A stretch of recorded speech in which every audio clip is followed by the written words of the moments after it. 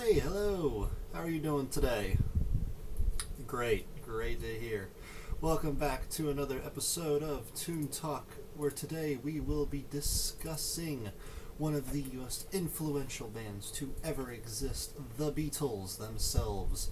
Paul McCartney, John Lennon, George Harrison, and the fourth one, the funny drummer man, formed this 1960s supergroup, which have now become known as one of the best bands of all time. A lot of people think they're overrated, whatnot. I disagree. I think that they deserve to be where they are in pop culture. They have shaped a lot of the musical genres that we listen to today, and I don't think music would be the same without them. I really don't. They have a big discography consisting of 13 studio albums, and I thought it would be fun to go over them today and rank them in a tier list. So let's go ahead and get right into it, starting with their debut album here. We have Please Please Me.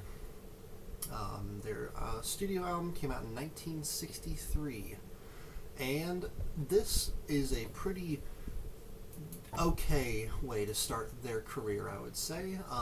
It's not a stellar album. This is back kind of when they were still known as like the super group, the pop group. They really weren't experimenting much at this point. But I mean, this is the point where they blew up in stardom. They had been getting tons of notoriety before this album came out, and then they blew up with the release of this. You have a great mixture of original work and covers on this thing. You got the opener, I Saw Her Standing There, which is a great way to open. You've got Please Please Me, Love Me Do, and then you've got Twisted Shout, which is a personal favorite of mine. Love that track a lot. And then there's some okay songs mixed in there, like Misery and Chains and Boys, which is Ringo's song on here, which isn't very good in my personal opinion. P.S. I Love You. It's got an interesting structure, but it's not very interesting to me. And then you've got George's track, Do You Want to Know a Secret, which is okay as well. So yeah, I mean, it's a mixture of okay songs with classics. And I mean, I think an album that has that type of mixture in it isn't going to get too high. But hey, for a debut album in the 60s, I mean, it is what it is. It's not going to blow your mind unless you've never heard like harmonicas and stuff before. But I think it's pretty decent. I'll give it a B tier. I don't think it lives up to what they would go on to make personally, but I quite like it. It's got a lot of classic tunes on it. And yeah. Moving on, we have their next studio album with the Beatles. And this, in my opinion, is one of their weakest albums. Not because it's actually bad, but just because it just doesn't have a ton of classic songs on it, a ton of songs I come back to very often, and that's bizarre because I'm a big fan of the Beatles. They're in my top 5 bands of all time, and I listen to their stuff on the daily, and I really never come back to this album. I really don't. There are great tracks. You've got All My Loving, which I like quite a bit. You've got Please Mr. Postman and Roll Over Beethoven. You've got the closer Money, which is great. Opener It Won't Be Long is a very enjoyable track. But, I mean, besides for them, I mean, I really don't care much for any of these.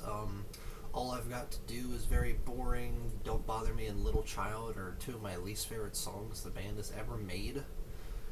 And I don't know, there's just not as much interesting, the songs are not as interesting as they are even on their debut. I like their debut a lot more than this.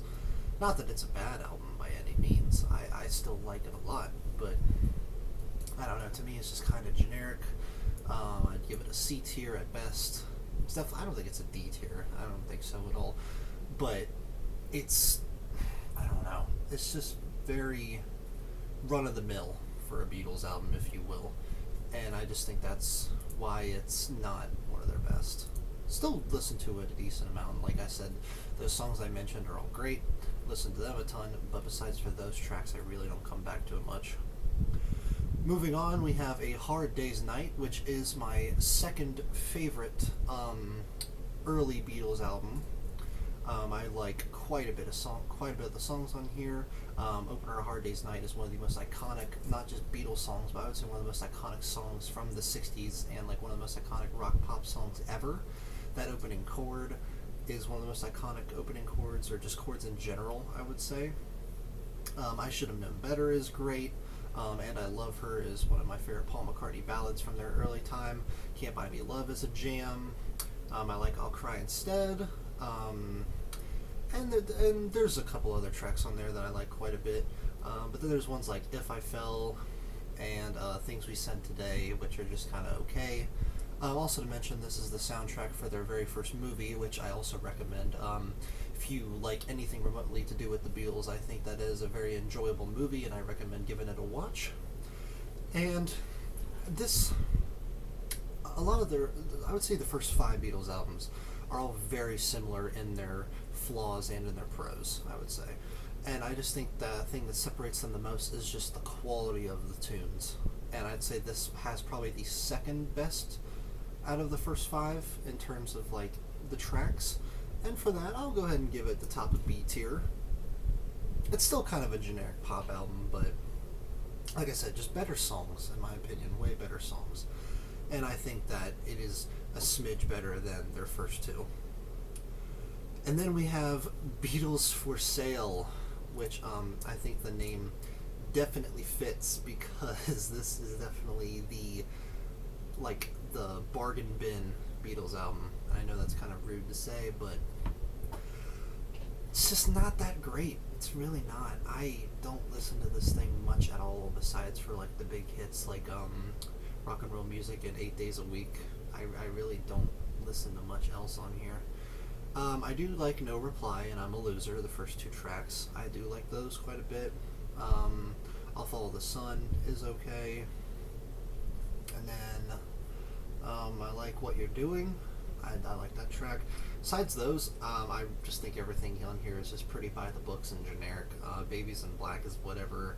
"Honey Don't" has probably Ringo's worst lyrics and is one of their worst songs in general. Very boring. "I Don't Want to Spoil the Party" is okay. "Everybody's Trying to Be My Baby," the closer, is fine, I guess. It's just, I don't know. I mean, the only like positive I can say is that they were starting to like experiment more with their harmonies on this, I would say, but not by much. You really can't tell, and I definitely think it is one of their worst, if not their worst. But hey, if their worst is a C tier, that just goes to show you how quality their work is, I would say. But this is definitely the one I come back to the least. I can't even remember the last time I listened to this thing in full. I think I've only done that twice, while with the rest of these I've listened to all of them in full at least 3 times. But I don't know.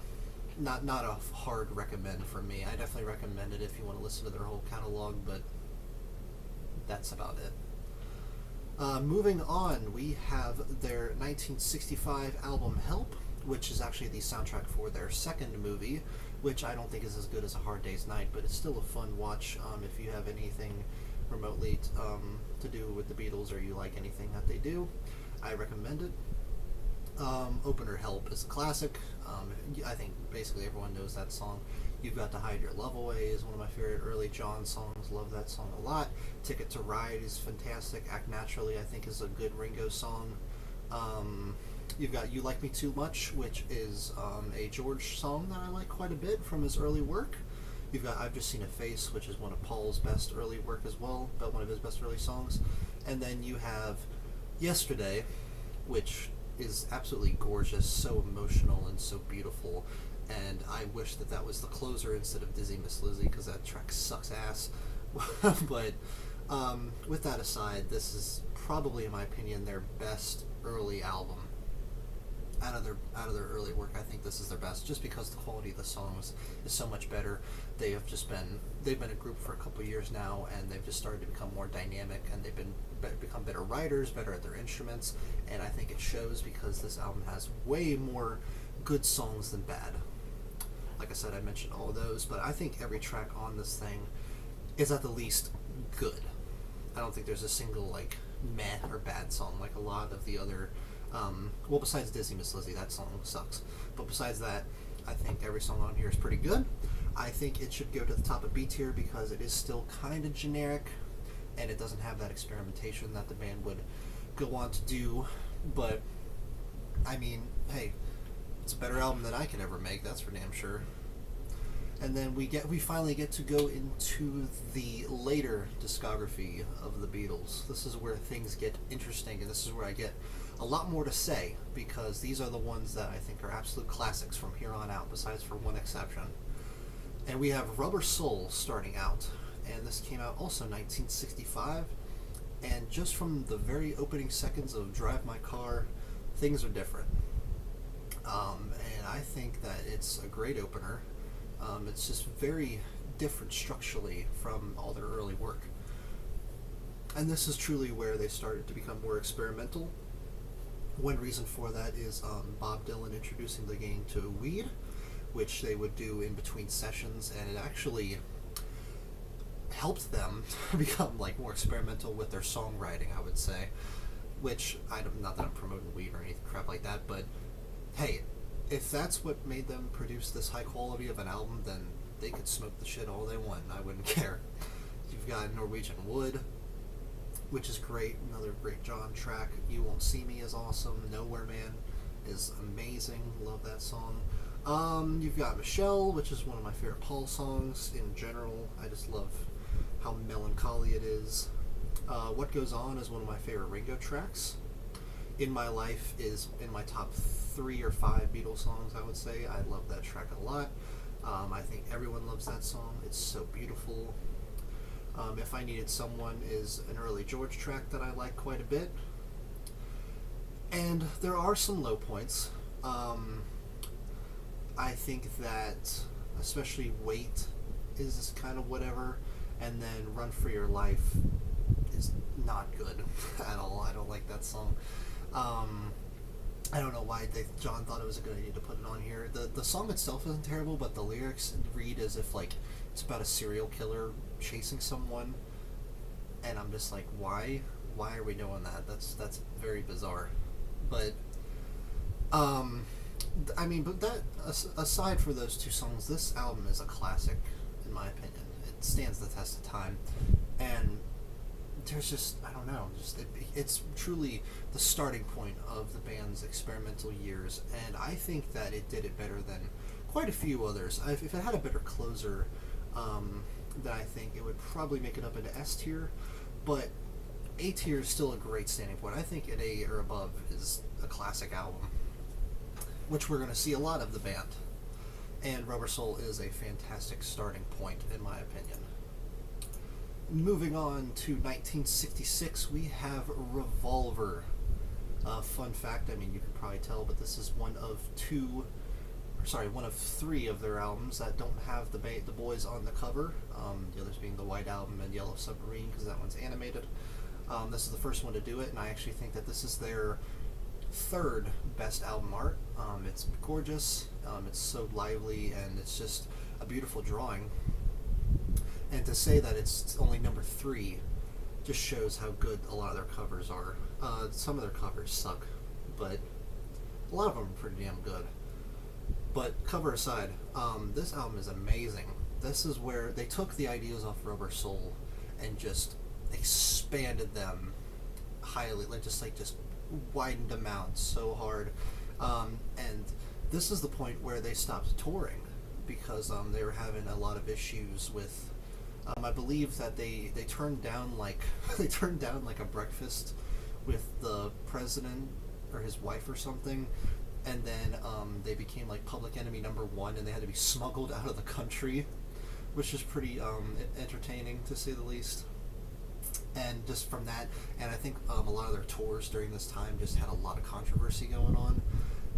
For all those reasons, I think that's just why they stopped touring, and they just became studio lab rats, if you will. Like, they just became only producing stuff in studio and no tours.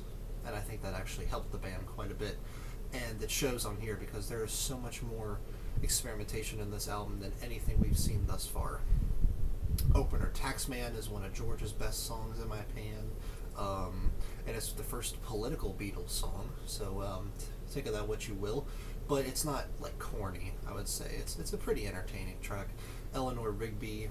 I mean, the fact that they made a single based around just Paul singing in strings is just crazy. Like, that track will blow your mind if you haven't heard it before. There's not really much else I can say that hasn't been heard before, but yeah, go listen to that if you haven't heard it. I'm Only Sleeping is one of my favorite John tracks, or at least earlier on, because we're still kind of in the first half of the discography. I like I'm Only Sleeping quite a bit. Love You Too is another George song. I really like the opening, but as soon as the drop comes in about halfway through, I just get kind of bored. But it is the first look into how George thought about like Hinduism and Indian instruments and stuff, and that shows on this track. And we would see a lot more of that in the following albums, which that's a cool little tidbit. Here, There, and Everywhere is one of my favorite Paul McCartney ballads. Yellow Submarine is not a track that I'm a fan of, but it is kind of a guilty pleasure because it's very funny. She Said, another good track. Good Day Sunshine, good. Andrew Bird Can Sing is one of the more upbeat tracks on the album, and I think it's great. For No One, that's not one I've been as big on, but I still like it. Dr. Robert's probably the weakest track on here besides Yellow Submarine, but still not terrible. I Want to Tell You, another great George track. Got to Get You in My Life. I like that song. I don't like the horns, but I do love the guitar lick near the end. I think that is awesome. And then you have one of their best closers with Tomorrow Never Knows, which is just so avant-garde and weird as hell, and I love it. It's got that tape machine loop in it that goes on throughout, and it's just so bizarre, and I love the drums on that track from Ringo. The drums are amazing. And I mean, all these elements combined just make for a pretty stellar album. Listen, it's just so bizarre, so weird. And I think it's fantastic. I would probably give it an S tier. I don't think it's a 10 out of 10 because there are some weaker tracks, but I mean, those tracks aside, this thing is an amazing listen, and I love it dearly. Not my favorite of theirs, but definitely I would say top 3. I like it quite a bit. Moving on to their iconic 1967 album, Sgt. Pepper's Lonely Hearts Club Band, baby. This is the one. This is the one, close your eyes, think of an album. This is it, right here. This is the one. This is probably, I think on Rolling Stone, this is the third best album in their opinion. I think it's this, then Pet Sounds by the Beach Boys, and then Revolver, which I disagree with that list entirely. I don't think 2 Beatles albums should be in the top 3 albums of all time, and I don't even think those 2 should be there. I think it's a different one, but we'll get into that later. But yeah, this album is mind-blowing. This thing changed music as we know it, and it has become a cult classic that is only up there with like Rumors by Fleetwood Mac and The Dark Side of the Moon and Pet Sounds and Thriller, like all those. It's up there with those as being known as, like, by even people who aren't music nerds, as like one of the de facto albums. And I agree, but at the same time I don't, because while this album is stellar, it's not a 10. It's not a 10 out of 10. There's a few tracks on it that aren't that great, but don't get me wrong, it's still amazing. We're still going to go over it. The opening, the title track, it's just so iconic. I mean, and also before I forget about this, this is the album that introduced the concept album into the mainstream. Before this, no one really knew about the concept album. This is the album that brought it into the starlight, and without this, we wouldn't have tons of classic concept albums today, like Tommy and the Wall, and just tons of other great concept records. Without this, we wouldn't have those. So that alone, I think, is a perfect reason for this to exist. And the concept is, there's this band called Sgt. Pepper's Lonely Hearts Club Band, and the whole album, the track list is them performing it on stage. That's kind of the concept. And that is shown with the opening title track. You know, Paul comes in and he's introducing the band, and it's so just exciting and upbeat and awesome, and it's just really fun. Like, I mean, how could you not love Sergeant Pepper's? The track that is. And then we have With a Little Help from My Friends, which is probably Ringo's best song. I mean, it's just so whimsical and so fun. Again, like this, like a lot of these tracks are just so fun to listen to, and I think his vocals on here are probably his best. Lucy in the Sky with Diamonds is John's first track, and it's only one of a few of his, and it really is kind of where the concept drops off until near the end, which is a shame. I wish that they followed through with it for the whole album, but Lucy in the Sky with Diamonds is a classic, fantastic song, so out there and bizarre, and it shows off John's cynical nature, which he would go on to do a lot in the next upcoming albums. Getting Better is another Paul track. That track is great, so again, so upbeat, so bouncy, so fun to listen to. Fixing a Hole is Paul's critique on Beatlemania, which has some good like themes going on there. It's not one of my favorites, but it's still pretty decent. She's Leaving Home. I like the theme around that track too, because it's talking about how sometimes parents can be a little too clingy and stuff like that. And I just wish that the strings feel a little campy to me. It's not one that I revisit very often unless I'm doing a full album listen, but it's still not bad. It's a pretty ballad. Being for the Benefit of Mr. Kite. That's one of my favorite underrated Beatles tracks. I know a lot of people don't like it, but I just love the again, just how out there and bizarre it is. And it's like, why? But the only thing I complain about is, why would this conceptual band, be talking about another act in their stage play? Like, that doesn't make much sense. But it's still a good track. I like it. It just doesn't fit much on the album. Neither does Within You Without You, which is George's track, and that's kicks off side 2. This is where he really took off with his Hinduistic themes and stuff like that. This basically is just a Hindu song with him singing it. I don't even think any of the Beatles were involved besides for him singing, because I think the backing band is people he actually, like, a bunch of, I don't know how to say this properly, but just a bunch of people with Hindu background playing the instruments, which is pretty cool. And it's also the second longest track on the album, which is pretty neat. I like it quite a bit, even if it doesn't really fit in with the themes of the album. When I'm 64 is one of Paul's grainy tracks, but I like it. It's just another fun one. It's very sweet. Lovely Rita is really boring. Don't like that one too much. Good Morning, Good Morning. That's another guilty pleasure of mine, because I know the song isn't very good, but I like it quite a bit. I really can't complain. The reprise of Sgt. Pepper's is great. It's very short, but like it's just very jumpy and entertaining, and it's a good way to lead into the closing. Oh my god! And then the closing, A Day in the Life. You haven't heard this song? This is one heck of a song right here. This thing is awesome. Another one of my top 5 Beatles tracks. It's their best closer. It is like the prime example of how great John and Paul work together as a dynamic duo, and it just shows how great the band is in general, because Ringo's drumming on here is great. The guitar playing on here is also awesome. So it's not just John and Paul, it's a representation of how far the band has come, I would say.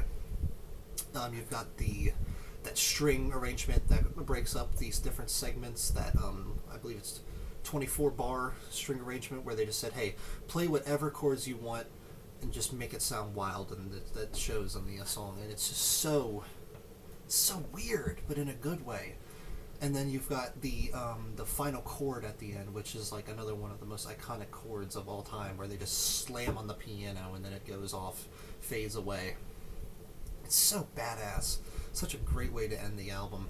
I think that song alone bumps this up to an A tier. I'll put it a little above Rubber Soul. I think Rubber Soul has better songs, but I think just for the impact and the importance, I think that Sgt. Pepper's deserves to be at the top of A tier. Some weak tracks, in particular, Not a fan of She's Leaving Home Too Much. Not a fan of Lovely Rita or Good Morning, Good Morning. But besides for those three, every song on here is very great. Love it to death. It's Sgt. Pepper's. Everyone knows this album. Everyone loves this album. What else can I really say? But yeah, that is that. That is the big one, or one of the big ones. I mean, this band is like the biggest band in the world, so there's tons of big ones. Moving on is Magical Mystery Tour, 1967. I believe same year as Sgt. Pepper's. But this is where we enter their psychedelic period, their drug period, which only really lasted this album. But hey, this is their drug album. Whenever you think of weird-ass Beatles stuff, this is usually the one people are talking about. And originally it was an EP, but then when it released in America, they took a bunch of singles that had released previously, and that made up the B-side of the album, which I think is a good thing, because a lot of these tracks wouldn't be on an album without this album existing. For example, Strawberry Fields Forever and Penny Lane, which were supposed to be on Sgt. Pepper's, but couldn't be because of their rule of not having singles on a record. So I'm glad that they found a home on here. And speaking of which, those two tracks are amazing. Those are both top 10 Beatles songs in my opinion. I think Sgt. Pepper's would 100% be an S tier if those were on there. It's just a shame that they had to follow that rule. But hey, I love those songs. They're both great, and they carry this record high on their own. The opening is okay. I like the hook. The ba-ba, pull up for the mystery. I like that. But the rest of the song is just kind of whatever. It's just kind of repetitive. Doesn't really go anywhere. The Fool on the Hill. I really like that Paul song. Very quirky, very silly, which they're known for. Flying is their only, I believe, their only instrumental track, which I like quite a bit. It's probably the worst song on here, but that just shows how damn good this album is, because even though it's the weakest song, I still like it a lot. People give a lot of crap to Blue Jay Way, which is George's only song on here. I like it. I think it's quirky and it's weird and it fits in with the themes of the album, so I think it deserves to be there. Your Mother Should Know. A lot of people give that track a lot of crap too, but I think it's sweet. I'm the Walrus is one of my favorites. One of my favorite John songs in general. John, basically, none of the lyrics on this make a lick of sense, and that's for a reason, because everyone made, people dissected their lyrics to try to find the deep meaning in them, and John was just like, I'm gonna take a bunch of acid and make a bunch of lyrics that make no freaking sense just to piss you guys off, and that's what he did with this song, and I love it. Hello Goodbye, very repetitive. I know it's not technically a good song, but I like it. Another guilty pleasure. Baby You're a Rich Man. People probably know that song from The Social Network, and it fits very well in that movie, and I like the track on its own a lot too. And then you have All You Need Is Love, which is their Pride theme, if you will, and it's good. There's also that theory of who sings the outro, all that. I won't get into that, but that's just another fun little tidbit for this song, and I really like it as a closer. I think it's great, and I think this album's great. I think it's honestly, if you're asking me, I think it's better than Sgt. Pepper's, just because there are so many there's so many classic songs on here, but it's not as important, so we'll go ahead and just plop in an A tier right behind it. But hey, it's still a great album, man. I don't know why people give this album so much. People say this is the black sheep of their catalog. Are you stupid? This album's great. How could you not like this? I really don't understand, but whatever. It's fine. It's Magical Mystery Tour. I love it. You probably love it too. Then we've got the big one. The big boy. The White Album. This is their only double album. It's an hour and a half long with 30 songs. So it's quite a big boy. And it is kind of... It's their most... I don't want to say controversial, but I guess I will, for a couple reasons, which we'll get into. But it's the White Album. I mean, it really is just so bizarre. The band hated each other at this time. None of them wanted to work together. A lot of the times they were all in different studios working on different songs. I think only half of the songs on here feature every member, and a lot of people would be like, oh, what the heck, that's a load of bull crap. What? It's not a true Beatles album. Shut up. Just shut up. It is a Beatles. It is a true Beatles album. It is. It's just different. And that's saying a whole lot considering the past few albums, but it is different. They kind of went back to their roots on a couple of the tracks here, like the opener Back in the USSR, which is also their take on like Chuck Berry and the Beach Boys, which I like quite a bit. It's actually one of my favorite Beatles openers. I like that a lot. Dear Prudence. If you haven't heard that song, go listen to it. Most underrated song in their whole catalog, and it is my favorite Beatles song of all time. I'm just going to say it right now. I listen to it on the daily. It is gorgeous, brings a tear to my eye. First time I heard it, it made me fall in love with the band. And in my opinion, it is their best song. Just me personally. Even without my bias, I would still consider it at least a top 20 song of theirs. I think it's quite underrated. Definitely deserves a listen. Glass Onion, that has some little funny tongue-in-cheek towards the band lyrics. I like the melody, but I really like the lyrics because it's John just poking fun at the band's legacy, which is really funny. Obla Di Obla Da, it's fine. It's kind of annoying. I don't think it should have been the big lead single. Wild Honey Pie is dog shit. Everyone knows that. Continuing Story of Bungalow Bill, whatever. While My Guitar Gently Weeps, fantastic. One of the best songs on the album. Happiness is a Warm Gun, another one of the best songs on the album. Martha My Dear is underrated. I'm So Tired is underrated. Like that song Blackbird is fantastic. Everyone knows that. Piggy Sucks. I'm kind of going to go like a little speed run because there are 30 songs on here, so I'm not going to say a ton about too many of them. Rocky Raccoon, I don't like that song at all, but I know a lot of people do. Don't Pass Me By, not a fan of that one. It's Ringo's first song he ever wrote by himself, and I think that's cool, but at the same time, like, it's not impressive. It's really not. Why Don't We Do It in the Road? Excuse me, God, I have heartburn. Why Don't We Do It in the Road? It's fine. It's whatever. I Will is good. Julie is good. Birthday's good. Your Blues is good. Mother Nature's Son is great. The funny monkey song is pretty good. Sexy Sadie, not a fan. Helter Skelter, we'll talk about this one for a minute. A lot of people probably know, but Charles Manson, the psychotic cult leader who killed a bunch of people, rest in peace. It's devastating what happened. But he used this phrase as like his tagline, the sick, twisted man. He would write it on people's walls in blood and crap like that, and just this song has become their most controversial song because of that. But it's not their fault. This song is great, and this is like one of the earliest heavy metal songs out there. Even the band has said that. It's a fantastic song. It shouldn't be destroyed because of what some sick, twisted man did using it. I think that's messed up. But yeah, I just want to say it is truly devastating what happened to those poor people who lost their lives, and I'm very glad that Manson got what he deserved. And hey, don't hate this song because of that, because it is still a great track. Long, Long, Long comes up next. It's a good George song. Not one of my favorites, but it's not bad. Revolution 1, I think the single version is better. I just like how much more energy that version has. Honey Pie, not a fan. Savoy Truffle, another George track. It's okay. Cry Baby Cry is okay. Revolution 9. This is their longest song in their whole catalog. It's 8.5 minutes. It is a musique concrète piece from John Lennon and Yoko Ono, which I can't believe I haven't even talked about yet, but we'll get into her in just a sec. But this song, I mean, it's interesting, but one, why the hell is it on this album that's already an hour and a half long? Without this song, it's still an hour and a half long. Why does it need to be on here? They could have put Hey Jude here.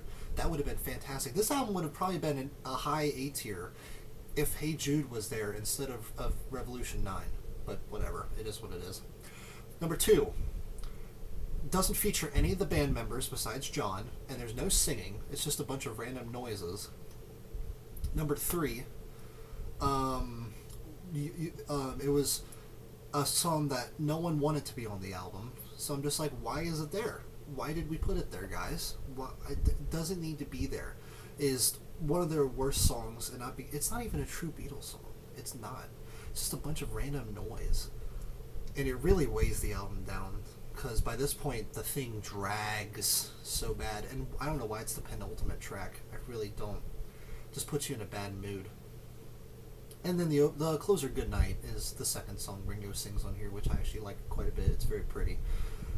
But man, Revolution 9 just, it holds this thing back so bad, which is a damn shame. But hey, this album has some of the band's best work and some of their worst, and that's why it's so divisive.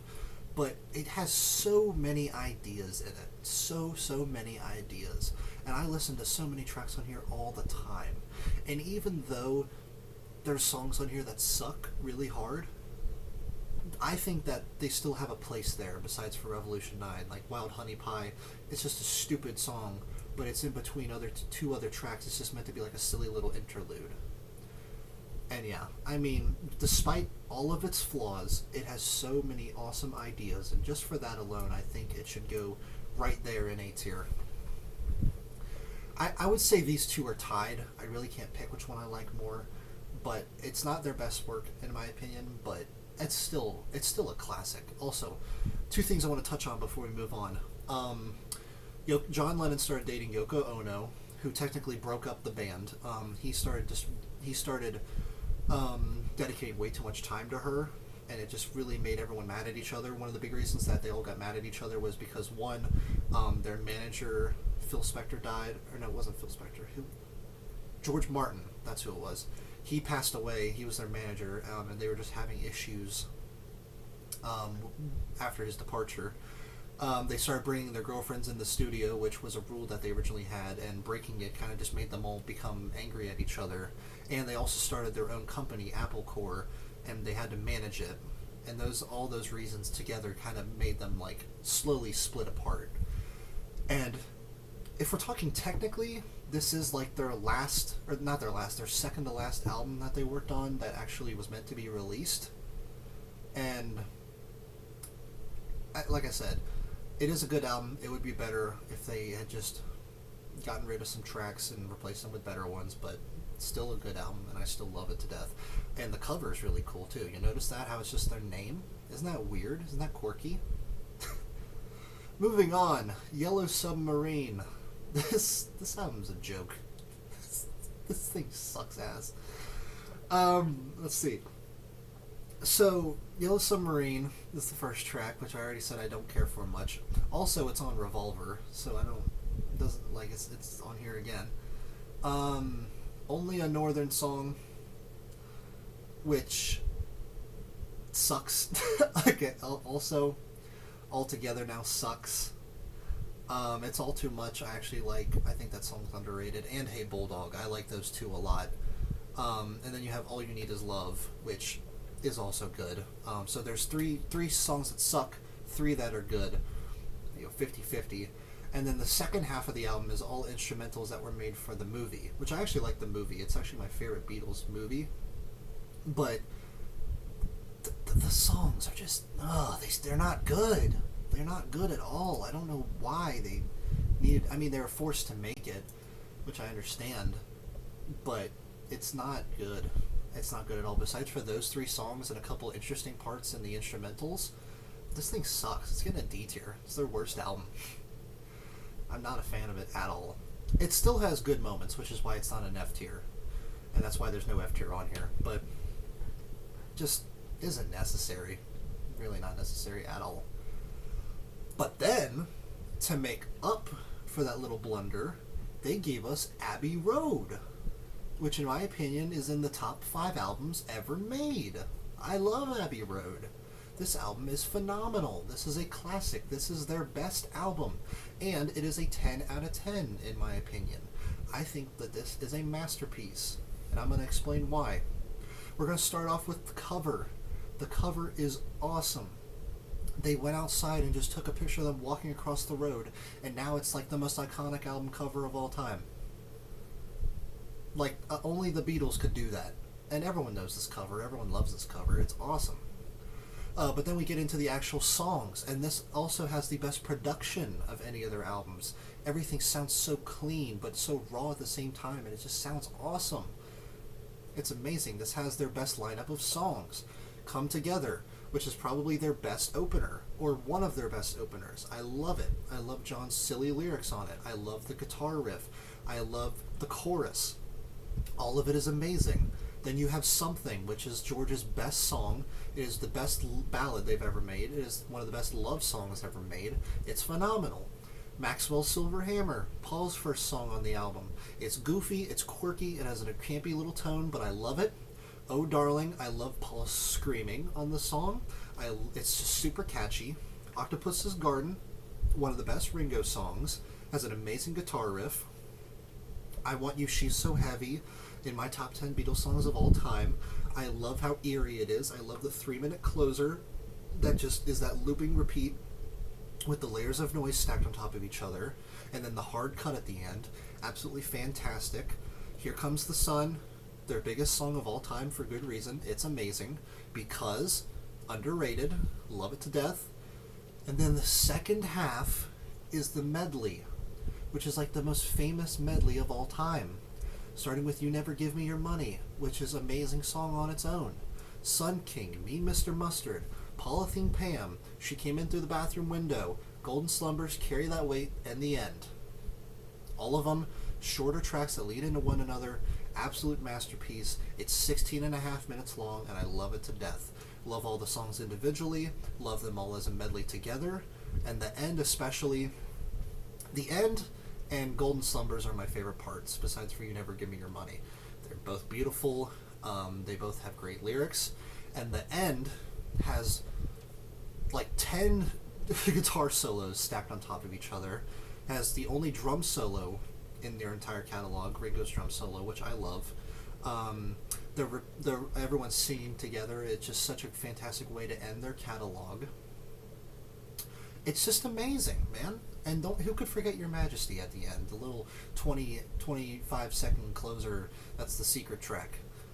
Like, it's a masterpiece. It's amazing. It's Abbey Road. It's a 10 out of 10. It's an S tier. Is there anything else I need to say? 10 out of 10.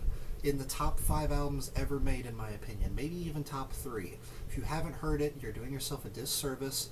It is one of the most well-produced albums you'll ever hear. Has some of the best lyrics, some of the best ideas, some of the best singing on any album ever. 100% recommend you listen to it. And it is technically the end of their discography, but they still have one more album that came up after this. And then we'll get into that. The band officially broke up after Abbey Road. They gave us one last hell of an album, which is amazing, of course, like we've already talked about. But before Abbey Road, they were working on an album that they were going to call Get Back, which was supposed to be a return to form for the band.